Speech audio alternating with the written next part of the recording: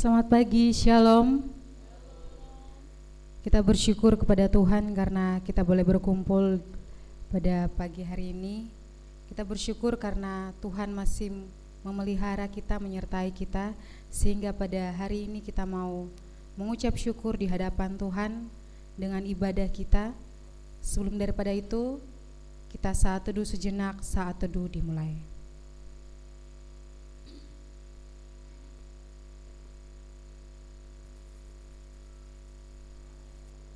Saat teduh selesai, kita menaikkan satu pujian, Holy, Holy.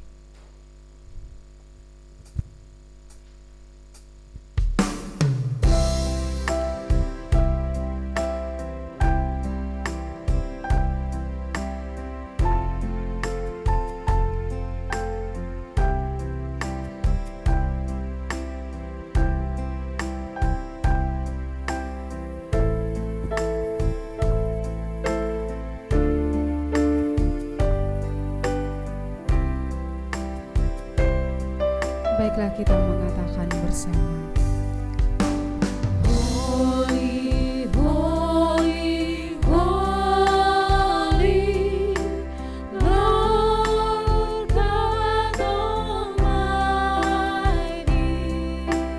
Early in the morning, our song shall rise to thee.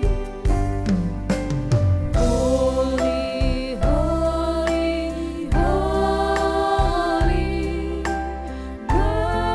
merciful and mighty, God in thy presence, blessed Trinity. Suci, suci. Suci, suci, suci, Tuhan Maha Kuasa. Dikau kami puji di pagi yang teduh. Suci, suci, suci, murah dan perkasa, Allah Tritunggal, agung nama. Segala pujian bagimu. Pujian bagimu, segenap nafas muliakanmu. Surga bumi kan berseru, kuduslah Tuhan namamu. Segala pujian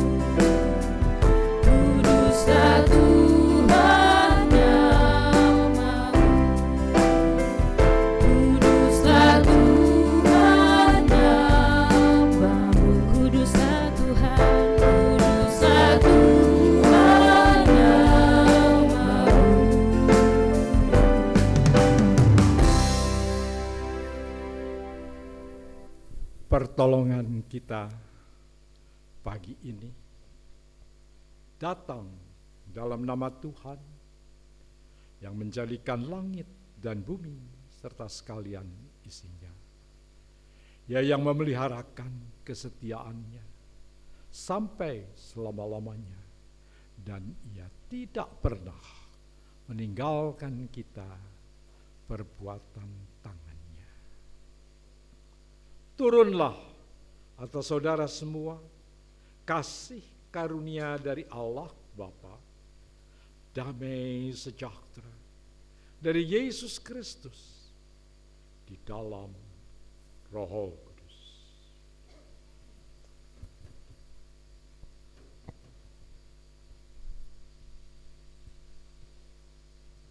Kita menaikkan pujian hormat bagi Allah Bapa.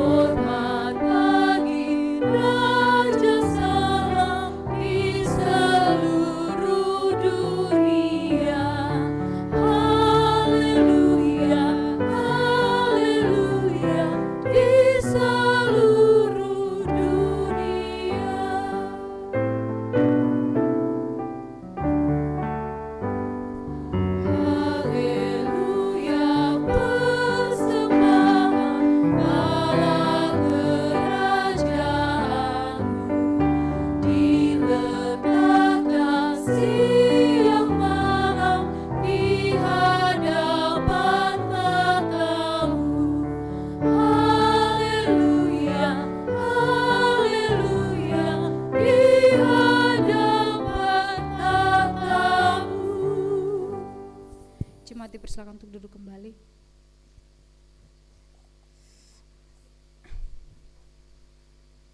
Kita bersatu dalam doa. Bapa dalam kerajaan surga, kami bersyukur Tuhan, karena cinta-Mu tidak pernah terlepas dalam kehidupan kami. Kami bersyukur Tuhan, karena penyertaan-Mu sepekan ini Tuhan, kami terus merasakan kasih dan kebaikan-Mu dalam kehidupan kami. Kami ada sebagaimana kami ada, dan kami akan memulai ibadah ini Tuhan. Kiranya Engkau memberkati ibadah ini, biarlah semuanya boleh berjalan dari awal hingga boleh berakhir dengan baik. Terima kasih Tuhan, amin. Kita menaikkan satu pujian yang mengatakan pelukis cakrawala.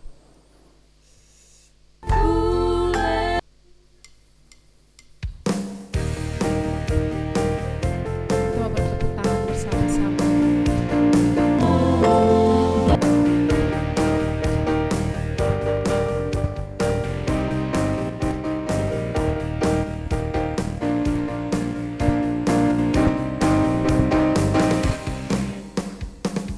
Pelukis cakrawala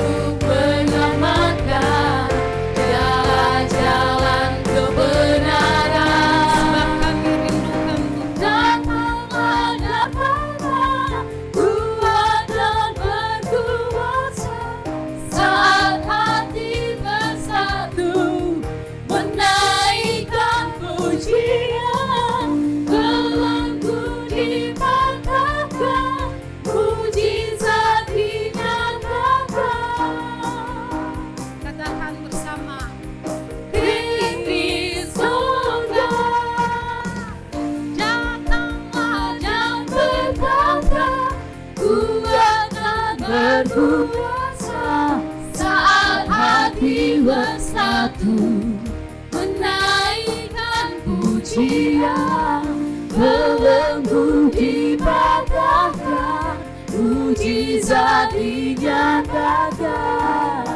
Katakan bersama. It is all done. It is all done. Sekali lagi. It is all done. Haleluya. Jemaat Tuhan, kita mempersiapkan hati kita untuk mendengarkan sama-sama. Kita orang percaya, kita yang percaya, kita bersama-sama mengakui iman percaya kita kepada Tuhan. Sama-sama kita katakan, aku percaya kepada Allah, Bapa yang Maha Kuasa, Khalik langit dan bumi, dan kepada Yesus Kristus, anaknya yang tunggal Tuhan kita, yang dikandung daripada Roh Kudus, lahir dari anak darah Maria, yang menderita Pontius Pilatus, disalibkan, mati dan dikuburkan, turun ke dalam kerajaan maut. Pada hari yang ketiga, bangkit pula dari antara orang mati, naik ke surga, duduk di sebelah kanan Allah, Bapa yang Maha Kuasa, untuk menghakimi orang yang hidup dan yang mati. Aku percaya kepada Roh Kudus, gereja yang kudus dan am, persekutuan orang kudus, pengampunan dosa, kebangkitan tubuh, dan hidup yang kekal. Dipersilakan untuk jemaat duduk kembali. Kita mempersiapkan hati kita untuk mendengarkan kebenaran firman Tuhan. Dan sebelum itu kita mendengarkan kesaksian pujian dari grup Sidoarjo. Dipersilakan.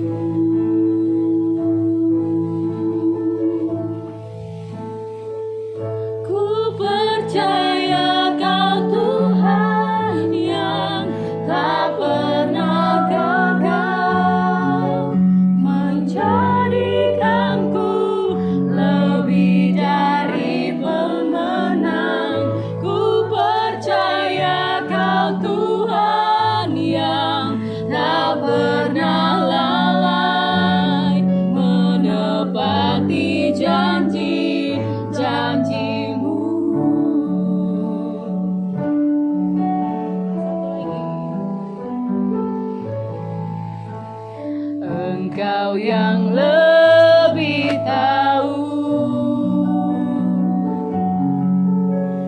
cara untuk membuka jalanku.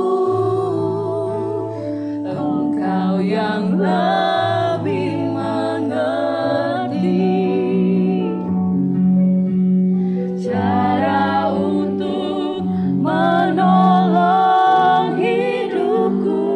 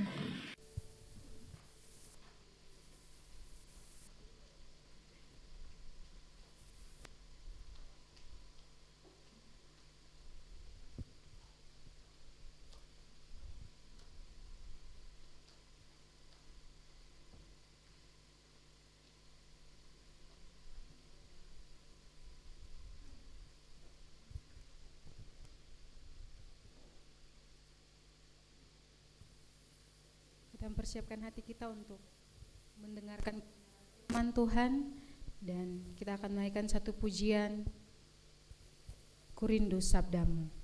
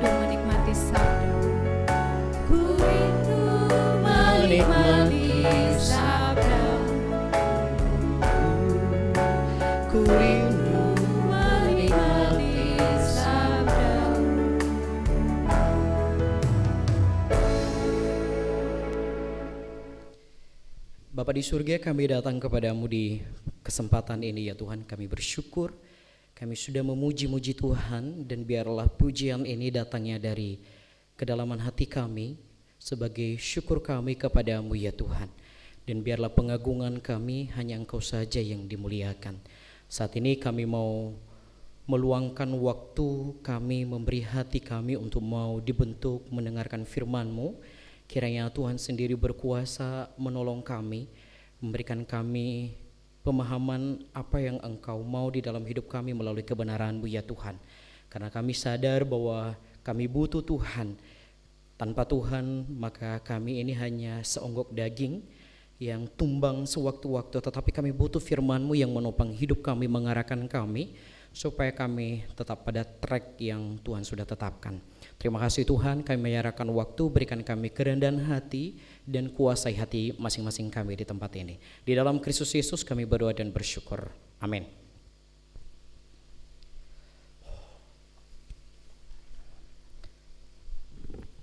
Shalom Bapak Ibu. Oke, puji Tuhan, kita sudah berada di penghujung bulan September. Semua karena tuntunan dan pertolongan Tuhan bagi masing-masing kita. Sebelum kita membaca firman Tuhan, pertama-tama saya secara pribadi berterima kasih, bersyukur kepada Tuhan Bapak Ibu. Kami bisa, secara khusus keluarga kecil kami bisa melewati bulan demi bulan, dan bulan yang lalu, di akhir bulan yang lalu Tuhan memberikan kami kepercayaan lahir seorang baby. Dan ini adalah bukan tanggung jawab yang mudah. Mungkin Bapak Ibu yang sudah berpengalaman menjadi orang tua, pasti Bapak Ibu tahulah seluk beluk sakitnya bagaimana, dan disitulah saya merasakan juga. Saya bersyukur Bapak Ibu bisa mendukung kami, support kami dalam segala sisi, mendoakan, memperhatikan kami, bahkan mengunjungi kami, itu sungguh sangat bersyukur sekali. Baik Bapak Ibu yang terkasih, mari kita masuk di dalam perenungan firman Tuhan. Mari kita baca Alkitab kita yang terambil di dalam 1 Korintus pasal 6 ayat 19 sampai 20.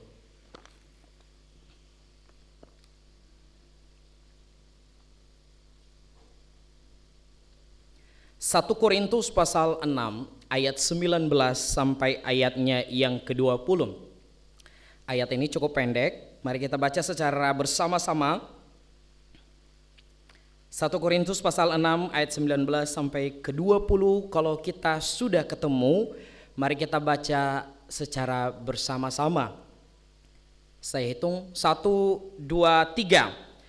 Atau tidak tahukah kamu bahwa tubuhmu adalah bait Roh Kudus yang diam di dalam kamu, Roh Kudus yang kamu peroleh dari Allah, dan bahwa kamu bukan milik kamu sendiri, sebab kamu telah dibeli dan harganya telah lunas dibayar.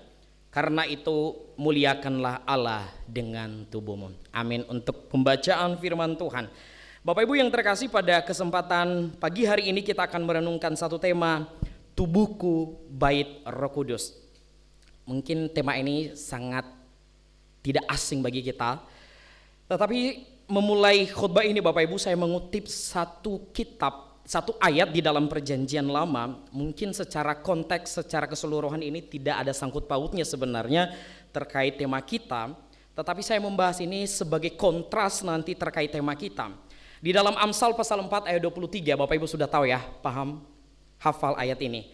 Isinya, jagalah hatimu dengan segala kewaspadaan, karena dari situlah terpancar kehidupan. Bapak Ibu yang dikasih oleh Tuhan, di sana dikatakan jagalah hatimu. Yang mau saya soroti di sini Bapak Ibu, hati di dalam Alkitab memberikan ruang yang cukup besar untuk disoroti di sana. Karena kalau kita perhatikan, hati, sumber segala dosa itu sebenarnya itu datangnya dari mana? Datangnya dari hati. Kalau Bapak Ibu merasa mungkin selama ini ada dosa-dosa yang Bapak Ibu perhatikan, ini kok saya merasa sensi banget, mungkin hati kita belum diperbaharui. Nah, di dalam Alkitab memiliki punya ruang yang cukup besar untuk dibahas secara lebih terbuka terkait hati. Tetapi coba kita perhatikan tubuh kita, jarang sekali kita berpikir bahwa bagaimana efeknya, bagaimana dampaknya tubuh kita yang kita hidupi ini terkait nanti hidup di dalam surga. Terkait tema kita hari ini, mungkin kita bertanya-tanya, tubuh kita ini kok bisa dikatakan sebagai bait Roh Kudus. Kenapa kita disebut sebagai bait daripada Roh Kudus? Sebelum kita menelusuri akan hal itu Bapak Ibu, maka perlu kita melihat gambaran besar dari 1 Korintus ini. Jika kita perhatikan dengan sesama, Bapak Ibu bisa baca di ayat pasal 1 nanti, bisa teliti lebih dalam di sana. Di sana di sana terjadi perpecahan, dan ini merupakan sebuah tujuan Rasul Paulus menuliskan 1 Korintus surat Korintus ini. Bila kita suka, Bapak Ibu yang suka sejarah gereja, saya dulu waktu kuliah saya tidak suka sejarah gereja, Bapak Ibu, sangat ya, namanya sejarah itu mungkin ada di sini yang sefrekuensi dengan saya tidak suka dengan sejarah. Tetapi ketika saya ngajar di SMP sekarang, saya harus belajar dengan sejarah, karena kita belajar di 2 semester itu di kelas 9 secara khusus mengajar tentang gereja-gereja dan gereja. Nah, Bapak Ibu yang terkasih, bila Bapak Ibu suka tentang sejarah gereja, maka kita menemukan perjalanan gereja itu tidak baik-baik saja. Perjalanannya itu tidak mulus. Bahkan di awal-awal berdirinya gereja sudah mulai terjadi yang namanya perpecahan. Bahkan di konteks yang kita baca saat ini, itu juga sudah mulai perpecahan. Sebelum terjadi di 1 Korintus ini, maka ada satu konsili Yerusalem di tahun 50 Masehi. Perpecahan juga terjadi di sana. Tokoh-tokoh Alkitab, para rasul juga terjadi perpecahan di sana. Nah, dalam jemaat Korintus terjadi perpecahan ketika orang saling mengkultuskan seseorang. Ada yang mengelompokkan diri kelompok Rasul Paulus, Yesus, dan lain sebagainya. Dan ini adalah sebuah bisa dibilang bencana di dalam gereja kalau kita sudah mengkultuskan individu. Nah, seterusnya perpecahan itu sampai kapan? Jangan kita berbicara masalah waktu, sampai sekarang pun perpecahan gereja itu masih terjadi. Mungkin kita berkata, buktinya apa? Bapak Ibu, contoh kecilnya begini. Kok bisa ada nama gereja di Indonesia ini, di seluruh dunia ini kok beda-beda? Kok beda-beda? Sementara coba perhatikan, gereja Katolik, Bapak Ibu mungkin yang punya background Katolik, itu tidak punya sinode yang lain-lain kan? Jadi contohnya kayak gereja kita sinodenya Isa Al-Masih. Loh, kok ada GKI gitu. Nah, ini membuktikan bahwa perpecahan gereja itu terus terjadi sampai sekarang. Nah, selain isu perpecahan di dalam Korintus ini, Bapak Ibu nanti melihat bahwa terkait konteks kita di pasal 5 sampai pasal 6, di sana juga terjadi hal yang di luar dugaan kita, yaitu terjadi percabulan dan kehidupan imoralitas seksual. Nah, kalau Bapak Ibu bisa memperhatikan, nanti bisa baca sejarah atau latar belakang dari kitab Korintus. Korintus sendiri, kota Korintus itu sendiri diberi label sebagai free city. Pada masa itu segala bentuk kejahatan di sana, kaum intelek juga ada di sana. Bahkan kata Korintus sendiri itu merupakan sebuah momok bagi orang-orang yang ada di sana. Ini merupakan sebuah konotasi negatif bagi orang-orang tertentu di sana. Imoralitas seksual telah dituliskan di pasal 5. Bapak Ibu bisa buka di pasal 5. Di awal ayat pasal 5 di sana sudah dicantumkan ada anak yang tidur dengan istri ayahnya. Betapa bobroknya kehidupan orang-orang Korintus. Paulus mengingatkan bahwa gereja Korintus itu harus menghindari hal-hal semacam ini. Ini merupakan sebuah bahaya di dalam iman kekristenan sendiri. Beberapa penafsir mengatakan, Bapak Ibu, bahwa pelaku dari imoralitas seksual ini adalah kaum-kaum elit. Mereka ini adalah orang-orang yang bisa dibilang orang-orang yang eksklusif, orang-orang yang high class dan lain sebagainya. Mengapa muncul pandangan ini? Bukan hanya orang-orang ini, orang-orang Kristen di dalam gereja juga mereka punya pemahaman akan hal ini. Mereka berkata begini, tubuh kita ini adalah ketika nanti mati, maka tubuh ini tidak akan masuk surga. Tidak ada efeknya ketika masuk surga. Cukup jiwa kita sudah menerima anugerah keselamatan, maka tubuh kita ini tidak ada sama sekali pengaruhnya di dalam kerajaan surga. Jiwa kita sudah diselamatkan, ya wes, sudah, mari kita gunakan tubuh kita untuk apa? Percabulan dan lain sebagainya. Sehingga Bapak Ibu yang dikasihi oleh Tuhan kita Yesus Kristus, paham ini merupakan paham dari dualisme Yunani. Dan ini bagi kaum Yunani Romawi ini adalah sebuah hal yang lumrah, sudah biasa di sana. Mungkin Bapak Ibu, apa sih paham daripada Yunani ini, paham dualisme Yunani? Mereka berkata bahwa tubuh ini, tubuh yang fana ini adalah jahat. Sementara jiwa kita atau roh kita itu adalah kekal, itu yang baik sekali. Maka selama kita di dunia ini, kita berbuat zina pun enggak masalah. Kita berbuat cabul pun enggak masalah.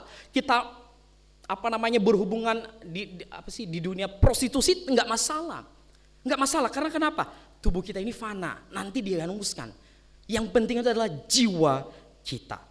Maka Bapak Ibu yang terkasih di dalam Kristus Yesus, Paulus membantah segala dalil yang diberikan oleh orang-orang Korintus. Mari kita perhatikan ayat 12 dan 14. Kita melihat di sana bahwa di bagian ini orang-orang di Korintus membenarkan diri mereka, tetapi di sana kita juga melihat ada sebuah pembelaan Paulus berdasarkan Injil Kristus. Mari kita perhatikan di ayat 12 sampai 14. Kalau saya mengelompokkan begini, slogan orang Korintus, mereka berkata, semua diperbolehkan.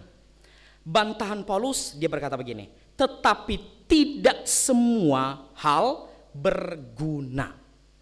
Selanjutnya, slogan orang Korintus mengatakan segala sesuatu diperbolehkan bagiku. Bantahan Paulus dia berkata begini, tetapi aku tidak akan diperhamba oleh apapun. Selanjutnya, slogan orang Korintus berkata begini, makanan adalah bagi perut dan perut bagi makanan. Sementara bantahan Paulus dia berkata begini, namun tubuh bukan bagi percabulan tetapi bagi Tuhan. Dan Allah tidak hanya membangkitkan Tuhan atau Kristus, tetapi juga akan membangkitkan kita melalui kuasanya. Jadi di sini kita melihat ada satu hal yang paling esensial yang disoroti oleh Paulus. Mungkin segala sesuatu bagi orang Korintus bisa, tetapi bagi Paulus tidak. Kita yang sudah di dalam Kristus, yang sudah mengecap Injil Kristus, seharusnya tidak boleh terjadi hal demikian. Ketika Rasul Paulus mengatakan bahwa tubuhmu adalah bait Roh Kudus, maka Bapak Ibu yang menjadi poin saya dalam teks ini ada dua hal dan sebagai perenungan kita. Tubuhmu adalah bait Roh Kudus. Poin yang pertama adalah tubuh adalah milik Kristus. Tubuh adalah milik Kristus. Mari kita perhatikan ayat 19 sampai 20a. Saya coba bacakan. Atau tidak tahukah kamu bahwa tubuhmu adalah bait Roh Kudus yang diam di dalam kamu, Roh Kudus yang kamu peroleh dari Allah, dan bahwa kamu bukan milik kamu sendiri. 20a, sebab kamu telah dibeli dan harganya telah lunas dibayar. Bapak Ibu yang terkasih, di bagian ini Rasul Paulus menggunakan dua metafora.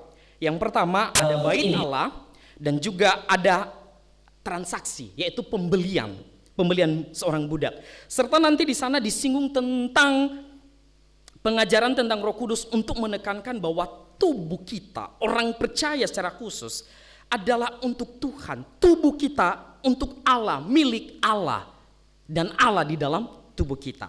Baik orang Yahudi di zaman itu maupun orang non-Yahudi, Bapak Ibu, mengerti secara, ya mungkin kita berkata kenapa kita disebut bait Roh Kudus atau bait Allah. Orang-orang zaman itu, Yahudi atau non-Yahudi, mereka memahami bahwa tempat ibadah itu adalah tempel, adalah di mana Allah bernaung. Itu sudah pengertian umum. Ibadah, rumah Tuhan, bait Allah itu adalah tempat Allah bernaung atau tempatnya dewa tinggal. Namun pengajaran Paulus ini sangat radikal. Ketika di konteks ini dia berkata bahwa bait Allah itu tidak terbatas pada gedung. Jadi Allah itu tidak hanya berdiam diri di dalam gedung, tidak. Tetapi dia mengatakan bahwa tempat ibadah atau tempel itu adalah bukan hanya sebuah bangunan, tetapi diri kita. Mari kita buka Bapak Ibu, 1 Korintus pasal 3, kita mundur ke belakang di pasal 3, perhatikan ayat 16. 1 Korintus pasal 3 ayat 16, saya coba bacakan. Tidak tahukah kamu bahwa kamu adalah bait Allah dan bahwa Roh Allah diam di dalam kamu? Bapak Ibu yang terkasih di dalam Kristus Yesus, secara umum orang-orang Kristen dikatakan bahwa kamu adalah bait Allah.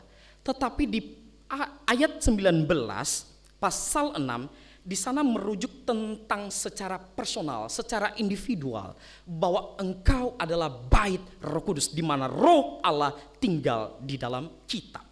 Lebih lanjut Bapak Ibu, kalau kita perhatikan di dalam perjanjian lama juga, banyak bagian yang menyatakan bahwa kehadiran Allah itu menyatakan sebuah kekudusan. Sebuah kekudusan. Sebagai contoh, ketika masuk di ruang maha suci, siapa yang bisa masuk ke sana? Hanya imam. Bapak Ibu bisa nanti lihat di Imamat pasal 16. Hanya imam yang sudah dikhususkan, sudah disucikan, maka dia berani masuk ruang maha suci. Maka ketika Paulus mengajarkan akan hal ini di jemaat Korintus, bahwa tubuh mereka adalah bait Roh Kudus, itu berarti bahwa kita harus menjaga kekudusan ini loh. Jadi yang dijaga itu bukan hanya hati, tetapi tubuh kita ini adalah harus juga dijaga kekudusan. Dengan cara apa? Dengan tidak kompromi terhadap percabulan atau imoralitas seksual. Paulus menekankan bahwa kehadiran Roh Kudus di dalam diri kita yang sudah percaya Kristus itu bukti bahwa tubuh kita adalah milik Allah. Maka Paulus menyatakan bahwa orang percaya sudah lunas dibayar. Makanya di ayat di pasal 3 tadi, di sana ada sebuah transaksi, kamu sudah dibeli. Ini adalah sebuah penggambaran bahwa dulu kita orang berdosa, posisi kita orang berdosa, akhirnya kita dibeli di dalam darah Kristus Yesus. Prinsip ini Bapak Ibu, ini sangat-sangat jelas. Jangan sampai kita lupa akan hal ini, bahwa status kita orang berdosa dulu sekarang sudah berpindah menjadi orang benar. Oleh sebab itu karya penebusan Kristus tidak memberikan kita kebebasan dalam arti orang percaya boleh bertindak semaunya, bertindak untuk kompromi terhadap hal-hal percabulan dan lain sebagainya. Sebaiknya bagaimana kita hidup taat di dalam kekudusan Kristus. Untuk bisa taat secara total butuh apa? Butuh anugerah Allah. Kita tidak bisa taat secara kedagingan kita Bapak Ibu. Tidak akan bisa. Tetapi hanya oleh anugerah Allah. Mari kita perhatikan Bapak Ibu, kenapa kita harus menjaga kekudusan hidup kita. Mari kita perhatikan ayat 16 di pasal 6. Saya coba bacakan ayat 16 pasal 6.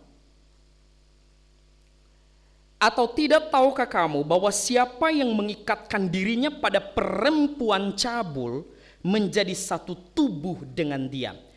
Sebab demikianlah kata Nas, keduanya akan menjadi satu daging. Bapak Ibu, coba perhatikan satu daging. Kira-kira Bapak Ibu mengingat satu daging itu di dalam perjanjian lama di mana? Ketika Adam dan Hawa dipersatukan, maka apa kata Tuhan? Mereka menjadi satu daging. Bahkan di dalam pernikahan mungkin Bapak Ibu waktu menikah pasti dikatakan kalian tidak lagi jadi dua, tetapi sudah jadi satu. Mari kita perhatikan Bapak Ibu Kejadian 2 ayat 24. Kita ke perjanjian lama. Kejadian 2 ayat 24. Saya bacakan begini. Sebab itu seorang laki-laki akan meninggalkan ayahnya dan ibunya dan bersatu dengan istrinya, sehingga keduanya menjadi satu daging. Kata menjadi satu daging Bapak Ibu ini menjadi sebuah perhatian khusus, menjadi sorotan khusus bagi Rasul Paulus. Setidaknya ada dua bagian yang kenapa Paulus memberikan sorotan dalam hal ini. Yang pertama, hubungan antara orang percaya dengan Kristus ini mirip ikatan seorang suami dengan istri, yaitu relasi mutualnya. Meskipun Paulus tidak mengutip bagian ayat di ayat pertama itu di bagian pertama di Kejadian 2 ayat 24, tetapi ini mengindikasikan tentang persekutuan, sebuah kesatuan di dalam relasi. Makanya Rasul Paulus berkata begini, ketika orang-orang Korintus berhubungan secara seksual kepada orang-orang yang tidak percaya atau mereka melakukan percabulan, maka secara tidak langsung mereka sudah menyatu jadi satu. Maka Bapak Ibu yang terkasih di dalam Kristus Yesus, kita juga sebagai orang-orang percaya, kita sudah menyatu dengan Kristus ketika kita sudah dibenarkan, sudah dikhususkan oleh Kristus. Maka relasi kita dengan Dia adalah bukan relasi di dalam hubungan percabulan, tetapi relasi yang intim dengan Kristus. Itu yang pertama. Yang kedua Bapak Ibu, Kejadian 2 ayat 24 menyatakan sebuah analogi pernikahan rohani antara orang Kristen dengan Kristus itu sendiri. Paulus menyinggung mengenai pernikahan rohani, contohnya di dalam Efesus pasal 5 ayat 32. Di sana dikatakan tentang relasi yang intim antara Kristus selayaknya sebagai seorang istri dan juga suami. Maka Bapak Ibu yang terkasih, mari kita perhatikan relasi kita, kekristenan kita selama ini. Apakah dosa percabulan itu merupakan sebuah hal yang lumrah di dalam kekristenan kita? Oh, nggak apa-apa kok, berhubungan sekali ini nggak masalah. Bapak Ibu yang terkasih, waktu saya masuk teologi Bapak Ibu, perjalanan dari Nias ke Jawa itu tidak naik pesawat, tetapi kami naik lewat darat begitu ya. Kemudian dari Nias kami naik kapal kemudian nyampe di Sibolga. Kami bertiga. Saya orangnya lugu banget, nggak tahu apa-apa. Itu baru pertama kali keluar kota begitu. Tetapi ada satu teman, memang dunianya itu sudah ya kemana-mana. Dia sudah menguasai daerah Sumatera, sementara saya tidak, cuma melintasi doang.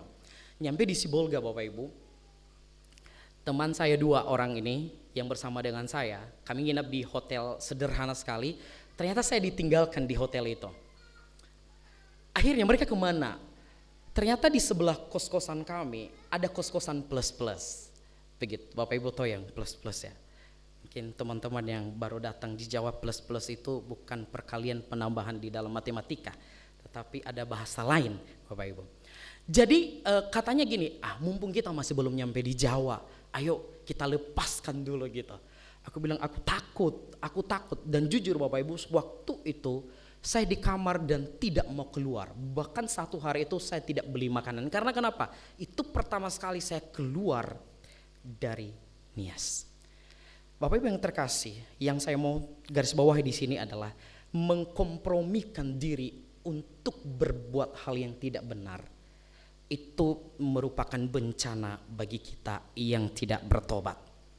Mungkin kita berkata Bapak Ibu, mungkin sekarang apa sih dosa yang modern sekarang ini? Mungkin kita berkata saya tidak ada di zona percabulan. Tapi mari kita perhatikan Bapak Ibu. Di zaman sekarang anak-anak muda lagi ngetren sekarang yang namanya sleep call. Kalau di masa-masa HP kayak Nokia gitu, sleep call itu tetap ada. Ada teman saya waktu di seminari begitu, dia pacaran jarak jauh begitu. Jadi dia teleponan itu dari malam sampai pagi nggak mati. Itu sleep call namanya. Tetapi sekarang ini dengan canggihnya, maka ada yang namanya phone sex. Mungkin Bapak Ibu pahamlah akan hal ini. Ada satu tokoh agama di Indonesia ini yang sudah terjerumus di dalam hal ini. Agama sebelah, mereka berkata itu hal yang lumrah begitu. Maka di dunia anak-anak remaja sekarang juga, dan tidak tertutup kemungkinan kita yang sudah lama hidup di dalam kekristenan, kita juga akan terjerumus di dalam hal ini. Sleep call, ngomongin yang aneh-aneh, kemudian sekarang itu macam-macam Bapak Ibu. Kita tidak bisa dibatasi oleh dunia maya sekarang. Apalagi mungkin rokok juga, itu adalah sebuah perhambaan diri di dalam diri kita. Di Nias itu Bapak Ibu, saya memperhatikan bahwa hamba Tuhan itu biasa aja merokok. Minuman keras itu biasa aja. Nggak tahu Bapak Ibu kalau perhatikan, kalau saya merokok, saya hamba Tuhan di sini, saya merokok, Bapak Ibu berpandangan terhadap saya seperti apa? Pasti Bapak Ibu mengklaim hamba Tuhan kok koyo ngono gitu. Pasti kan? Pasti. Nggak bisa jadi teladan dan lain sebagainya. Percuma kamu seminari 5 tahun tetapi hidup bobrok sama sekali. Bapak Ibu yang terkasih di dalam Kristus Yesus, percabulan tidak hanya dalam bentuk berelasi secara seksual. Mungkin ada dosa-dosa lain yang menjadi favorit di dalam diri kita. Mungkin tadi kita berkata bahwa rokok itu adalah hal yang lumrah. Tetapi perhatikan tubuh kita.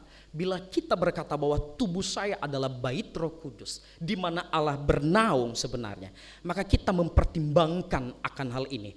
Apakah benar saya sudah menjaga kekudusan hidup saya atau tidak?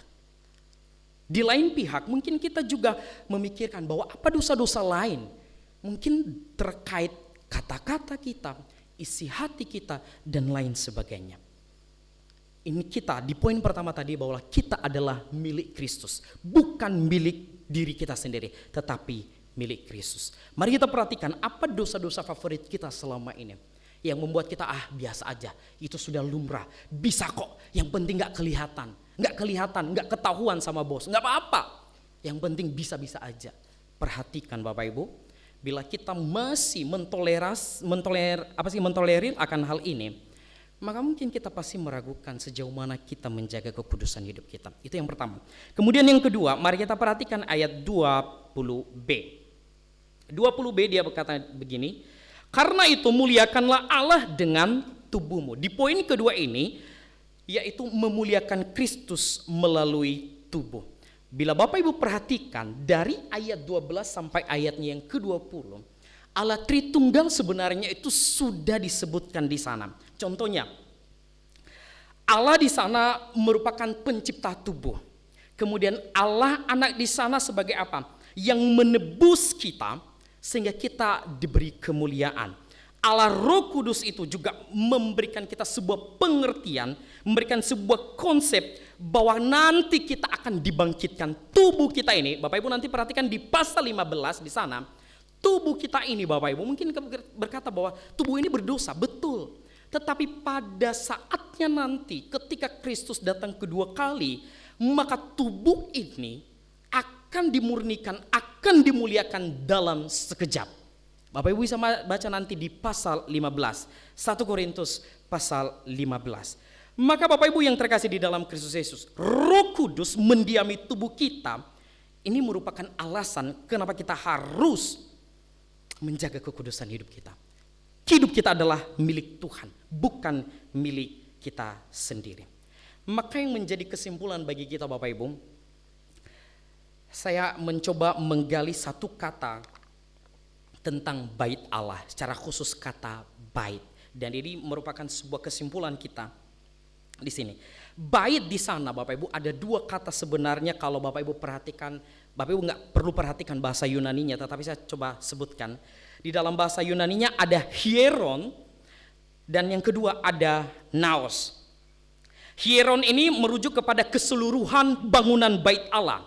Sementara naos ini merujuk kepada ruang Maha Kudus khusus, di mana Allah hadir dan bertata di situ.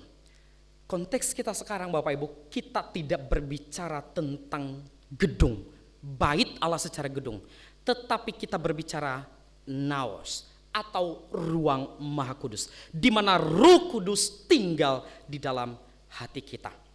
Bapak Ibu yang terkasih, Rasul Paulus mengatakan tubuh kita adalah bait Roh Kudus. Roh Kudus di mana tinggal di dalam hati kita. Maka yang menjadi poin sebagai kesimpulan kita adalah gereja, gedung gereja kita tidak bisa bawa pergi kemana-mana. Tetapi tubuh kita adalah bait Roh Kudus, di mana Roh Kudus tinggal di sana. Lalu kita pergi kemana, maka kita bawa yang namanya bait itu. Kita yang membawa namanya, istilahnya sederhananya adalah kita menjadi representatif daripada Kristus, menjadi perwakilan Kristus dimanapun kita berada. Maka sebuah aib bagi kita ketika kita masih kompromi terhadap dosa. Bagaimana dengan diri saya? Saya juga bergumul dengan akan hal ini Bapak Ibu. Bukan hanya kita, saya secara pribadi saya bergumul. Apakah saya sudah menjadi bait Roh Kudus yang diinginkan Tuhan selama ini? Atau ada kepura-puraan? Justru di luar kelihatan salib tetapi di dalamnya kuburan yang dilaburi dengan apa? Tulang belulang. Hati-hati di dalam hal ini. Bait suci, tempat di mana Tuhan bernaung. Kita adalah umat Allah di mana Tuhan juga bernaung di dalam hidup kita. Melalui hidup kita, kita bisa menjangkau orang. Mereka tidak terkagum-kagum dengan bait Allah, Tetapi orang di luar kekristenan, mereka bisa terkagum di dalam diri kita. Karena kenapa? Ada Kristus di dalam diri kita. Dan biarlah Tuhan yang menolong kita Bapak Ibu untuk menjadi bait Roh Kudusnya. Maka tidak butuh yang namanya hal yang muluk-muluk, kecuali apa? Penundukan diri di bawah kaki salib Kristus. Mari kita memperhatikan kehidupan kekristenan kita. Adakah kita masih kompromi dengan dosa-dosa yang menjadi favorit kita selama ini? Saya tidak bisa menyebutkan satu persatu, tetapi pasti Tuhan menggerakkan hati kita bahwa sesuatu yang saya perbuat selama ini adalah bertentangan dengan kebenaran Tuhan. Kalau itu memang bertentangan, mari kita mengoreksi diri kita. Adakah kita masih kompromi berkata nanti deh Tuhan, atau kita mengambil kesempatan waktu yang baik, aku mau berubah atau tidak. Mari kita ambil waktu di hadapan Tuhan, merenungkan bahwa apakah kita benar-benar sudah dipanggil oleh Tuhan untuk menjadi bait Ruh-Nya dimanapun kita berada, atau justru sebaliknya. Mari kita datang kepada Tuhan. Bapa yang baik, kami datang kepadamu. Kami bersyukur Tuhan memanggil kami di dunia ini bukan kebetulan, tetapi tatkala ya Tuhan kami kompromi dengan kedagingan kami, bahkan hal-hal yang di sekitar kami yang enak dipandang, yang enak kami kecap ya Tuhan, kami mengkompromikan akan hal itu. Kami mengkesampingkan kekudusan Tuhan. Ampuni kami ya Tuhan. Bahkan ampuni kami juga ya Tuhan bila kami merasa diri benar di hadapan Tuhan, sementara Engkau berkata bahwa tidak ada satupun yang benar di hadapan-Ku. Maka ampuni kami ya Tuhan Yesus. Terus perbaharui kami, terus koreksi hati kami ya Tuhan, supaya kami semakin hari terus diperbaharui untuk semakin serupa dengan Tuhan. Terima kasih ya Tuhan, bimbing kami, biarlah Roh Kudus-Mu berdiam diri di hati kami. Di dalam Kristus Yesus kami berdoa dan bersyukur. Amin.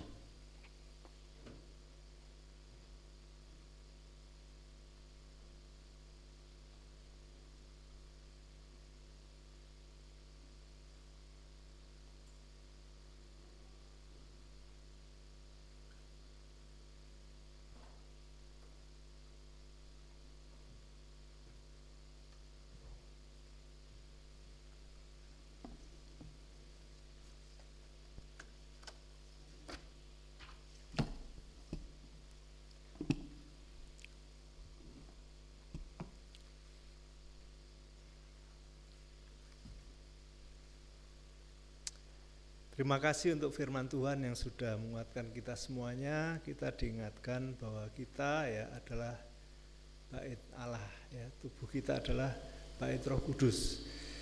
Saya akan bacakan pada pagi ini warta jemaat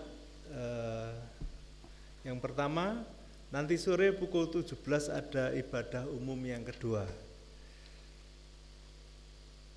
Minggu depan 1 Oktober 2023 ibadah digabung dan diadakan pada pukul 17. Jadi kami ulangi, ibadah minggu depan hanya satu kali pada pukul 17 karena bertemakan tentang keluarga. Ibadah disertai dengan perjamuan kudus. Harap jemaat mempersiapkan diri, ajak semua anggota keluarga untuk hadir dalam ibadah yang bertema keluarga tersebut supaya beroleh kekuatan, ya. Minggu depan jemaat diberi kesempatan untuk memberikan persembahan persepuluhan. Amplop persepuluhan disediakan di meja depan dekat pintu masuk. Setiap hari Sabtu pukul 6 ada doa pagi melalui Zoom. Link Zoom akan dibagikan pada Jumat malam. Bagi jemaat yang perlu dukungan doa, dapat menghubungi Gembala Jemaat Bapak Pendeta Hendrawan atau hamba Tuhan yang lainnya. Setiap Sabtu pukul 18 ada ibadah PRBK. Bagi pemuda dan remaja dapat hadir. Iuran kematian dapat dibayarkan kepada Saudari Yohan Stefani. Kemudian aksi 2000 dapat dimasukkan di kotak dekat pintu masuk. Ya, ini digunakan untuk membantu pelayanan di wilayah Majelis Daerah 5, yaitu di Jawa Timur dan sekitarnya. Kemudian kami beritahukan lagi, berdasarkan hasil rapat majelis berkaitan dengan Natal 2023 yang sudah semakin mendekat, majelis memutuskan menunjuk Bapak Diaken Aziz menjadi Ketua Panitia Natal 2023. Untuk itu kami mohon seluruh dukungan dari seluruh jemaat untuk mendukung supaya Natal 2023 ini memberikan kekuatan dan membangkitkan jemaat supaya jemaat boleh datang kepada Tuhan. Mungkin nanti akan oleh Ketua Natal akan dibentuk susunan panitia, nanti akan dilakukan oleh Bapak Diaken Aziz. Persembahan.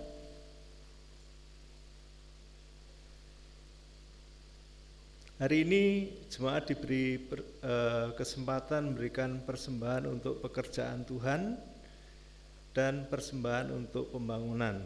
Ya.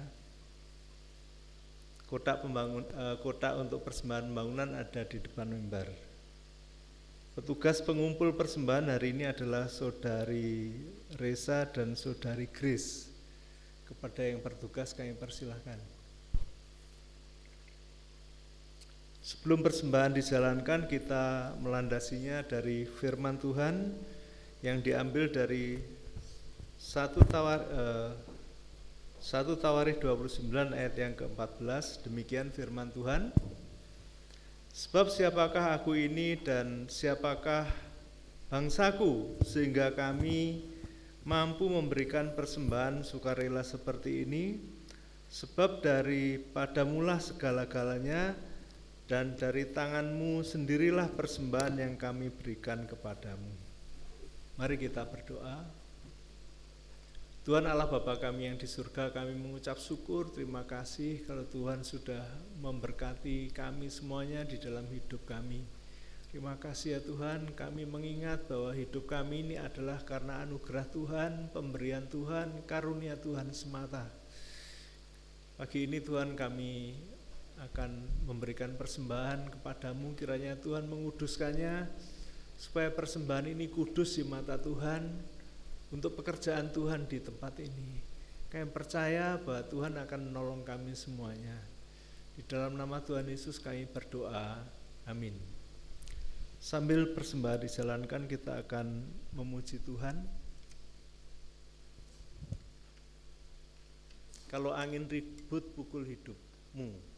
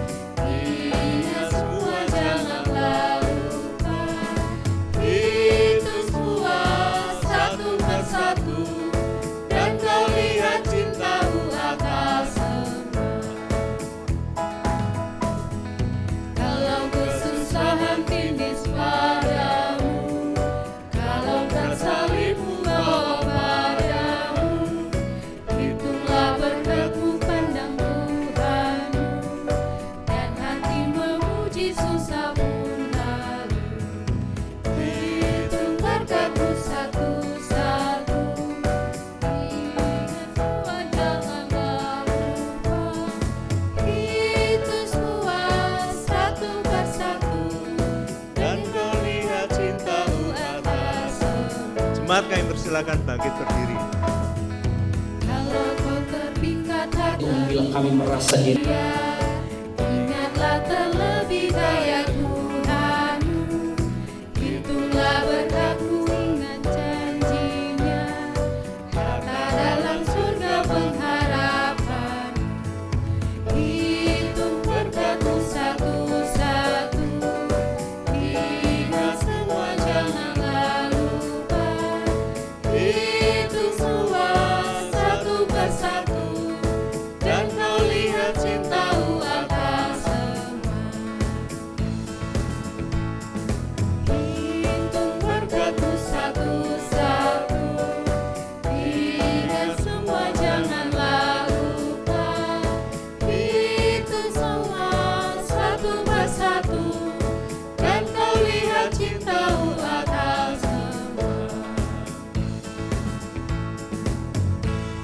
Mari kita berdoa. Tuhan Allah Bapa kami yang di surga, kami mengucap syukur dan terima kasih kalau hari ini Engkau sudah menolong kami semuanya, mengingatkan kami semuanya bahwa Tuhan menetapkan tubuh ini menjadi bait-Mu yang kudus. Untuk ini Tuhan, kalau masih ada sesuatu yang buruk, sesuatu yang jahat di mata Tuhan, sesuatu yang najis, sesuatu yang cemar di hadapan Tuhan, Engkau mengingatkan kepada kami, dan kami membuangnya dari hidup kami, menyerahkannya kepada Engkau supaya Engkau menguduskan kami, dan Engkau Tuhan menempati hati kami untuk memerintah kami semuanya supaya kami dipimpin oleh Tuhan sendiri. Terima kasih ya Tuhan, Engkau memberkati hamba-Mu yang sudah menyampaikan kebenaran firman-Mu. Pada hari ini juga Tuhan, kami menyerahkan seluruh jemaat-Mu ke dalam tangan Tuhan. Ada banyak jemaat-Mu yang hari ini tidak hadir di pagi ini, mungkin karena sakit atau pergumulan yang berat atau tekanan yang berat. Kami menyerahkannya ke dalam tangan Tuhan. Engkau tidak meninggalkan anak-anak-Mu Tuhan. Kiranya Tuhan memberikan kelepasan, memberikan kelegaan, supaya anak-anak-Mu tetap bersandar kepada Tuhan. Yang sakit Tuhan, kiranya Tuhan mau jamah, mau menguatkan kembali organ tubuhnya supaya boleh berfungsi dengan baik. Terima kasih ya Tuhan, Engkau hari ini mengirimkan damai sejahtera, memberikan sukacita supaya anak-anak-Mu tetap berharap kepada Tuhan. Terima kasih ya Tuhan. Kami juga menyerahkan kondisi negeri ini Tuhan. Banyak tanah air kami Tuhan mengalami kekeringan karena musim kemarau kali ini Tuhan. Kami menyerahkannya ke dalam tangan Tuhan. Kiranya Tuhan tidak menegakkan anak-anak-Mu, bangsa Indonesia ini terpuruk karena kekeringan. Kiranya Tuhan menolong, memberikan hujan, memberikan pengairan yang cukup supaya negeri kami ini tetap berlangsung, tetap hidup di dalam pemeliharaan Tuhan. Juga kami menyerahkan Tuhan untuk kondisi perekonomian, harga-harga yang demikian mahal. Juga ada banyak bangsa kami yang mengalami pemutusan hubungan kerja karena banyak perusahaan yang bangkrut. Kami menyerahkannya ke dalam tangan Tuhan. Kiranya Tuhan berikan jalan keluar, memberikan solusi supaya anak-anak di negeri ini, penduduk di negeri ini tetap terpelihara.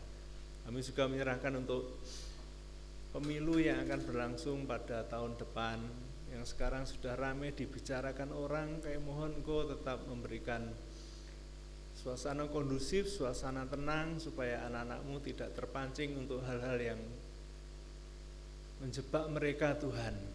Terima kasih ya Tuhan, Engkau menetapkan pimpinan yang terbaik menurut kehendak Tuhan, yang bisa membawa aspirasi rakyat untuk menyejahterakan negeri ini. Keadilan diperhatikan. Demikian juga wakil-wakil rakyat, kami menyerahkannya ke dalam tangan Tuhan supaya mereka memikirkan kepentingan rakyat, mengurusi rakyat dengan benar, supaya mereka terwakili suaranya, supaya keadilan dan kesejahteraan dapat dialami oleh seluruh bangsa di negeri ini Tuhan. Terima kasih ya Tuhan, kami juga menyerahkan untuk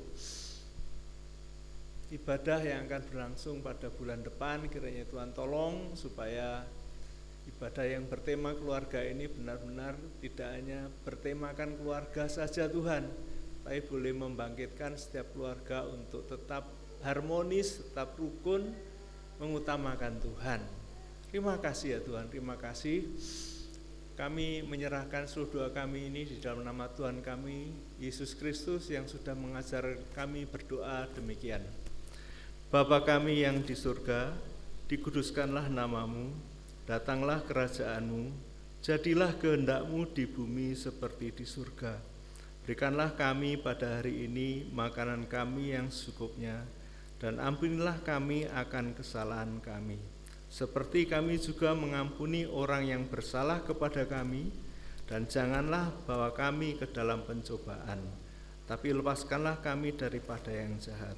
Karena Engkaulah yang mempunyai kerajaan dan kuasa dan kemuliaan sampai selama-lamanya. Amin.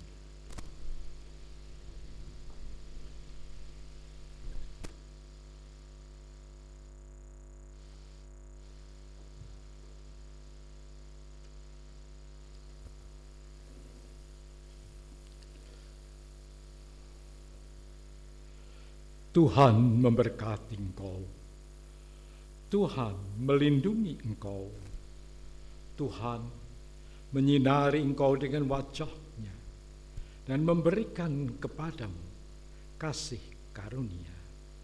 Tuhan menghadapkan wajah-Nya kepadamu, memberikan damai sejahtera. Sekarang pulanglah di dalam damai sejahtera dari Allah Bapa, di dalam kasih karunia dari Yesus Kristus, dan di dalam persekutuan dengan Roh Kudus, menyertai saudara semua, mulai saat ini sampai Yesus datang kembali.